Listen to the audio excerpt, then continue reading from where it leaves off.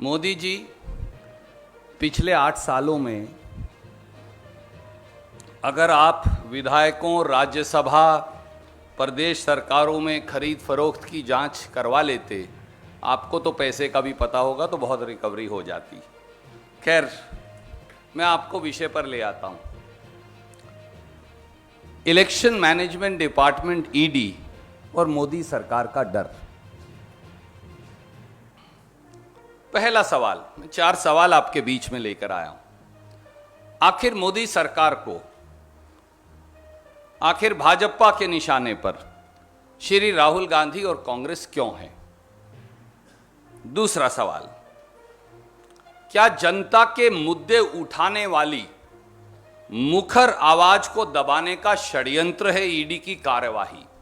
ये सवाल हैं जो शायद टेलीविजन पूछ नहीं पा रहा।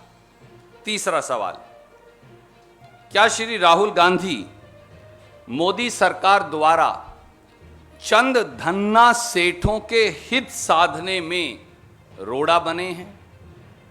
चौथा सवाल,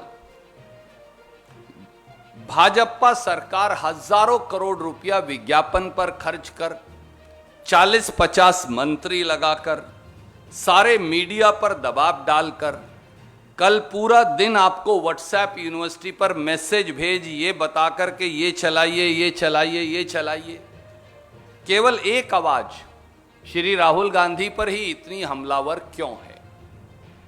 ये 4 सवाल हैं जिन्हें जानना देश को जरूरी है। आइए इन सवालों के जवाब जानें और समझें कि क्यों मोदी सरकार कांग्रेस की एकजुटता और श्री राहुल गांधी की बुलंद आवाज से डर गई है। पहला, जब चीन ने हमारे देश की सरजमी पर कब्जा किया, हमारे जवान शहीद हुए, तो प्रधानमंत्री जी ने कहा, सर्वदलीय बैठक में कहा, न कोई घुसा है और न कोई आया है।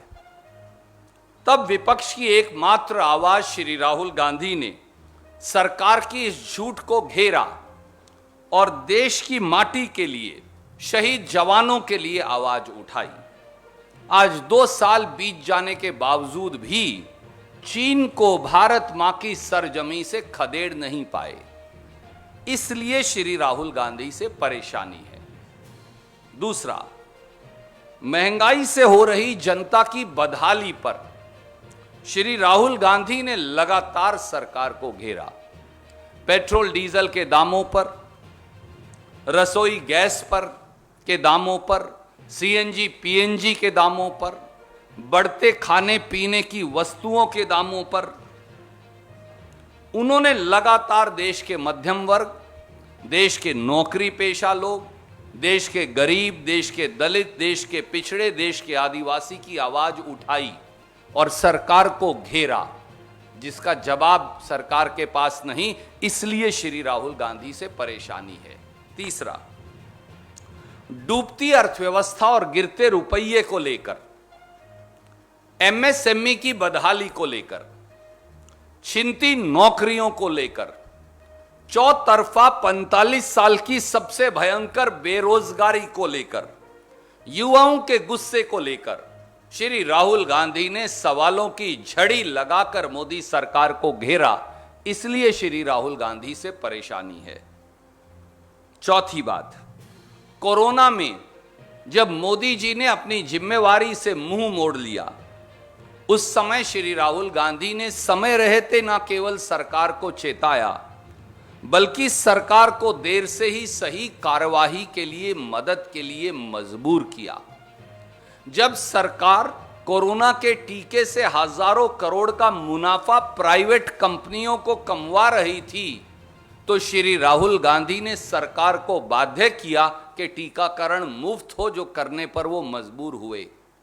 जब लाखों मजदूर हजारों किलोमीटर पैदल चलकर अपने घर जाने को मजबूर थे, तो सरकार को कटघरे में खड़ा करने वाली आवाज का नाम श्री राहुल गांधी है, इसलिए श्री राहुल गांधी से परेशानी है। जब लाखों किसान न्याय की गुहार के लिए राजधानी दिल्ली के बाहर 8 महीने बैठे रहे, जब मोदी सरकार उन्हें आतंकवादी और नक्सलवादी बता रही थी, जब उनको अपराधी और देशद्रोही घोषित कर दिया गया था, जब उनके रास्ते में कील और कांटे बिछा दिए गए थे, जब 700 किसान कुर्बानी के लिए दिल्ली की सीमा पर मजबूर हो गए, तो ट्रैक्टर यात्रा कर किसान और खेत मजदूर की आवाज उठाकर और किसान की संसद में देश के 100 सांसद ले जाकर श्री राहुल गांधी ने किसान के साथ कंधे से कंधा मिलाकर किसान की आवाज उठाई और सरकार को मजबूर किया कि वो तीनों काले कानून वापस लेने पड़े। इसलिए श्री राहुल गांधी से परेशानी है। देश में नफरत के माहौल के खिलाफ, भाईचारे व अनेकता में एकता के विचार के लिए एकमात्र आवाज जिसने सरकार की आंख में आंख डालकर कहा कि धर्मांधता और एक विषैले बंटवारे से ये देश और नफरत से इस देश का भला नहीं हो सकता, वह श्री राहुल गांधी हैं। उनको कटघरे में खड़ा कर दिया और बाद में फिर उन्होंने खिसियानी बिल्ली खंबा नोचे 2 प्रवक्ताओं को निकालकर माफी मांगनी पड़ी। इसलिए श्री राहुल गांधी से परेशानी है। हमारे चैनल को लाइक, शेयर और सब्सक्राइब जरूर करें और नई अपडेट्स के लिए बेल आइकन दबाना ना भूलें।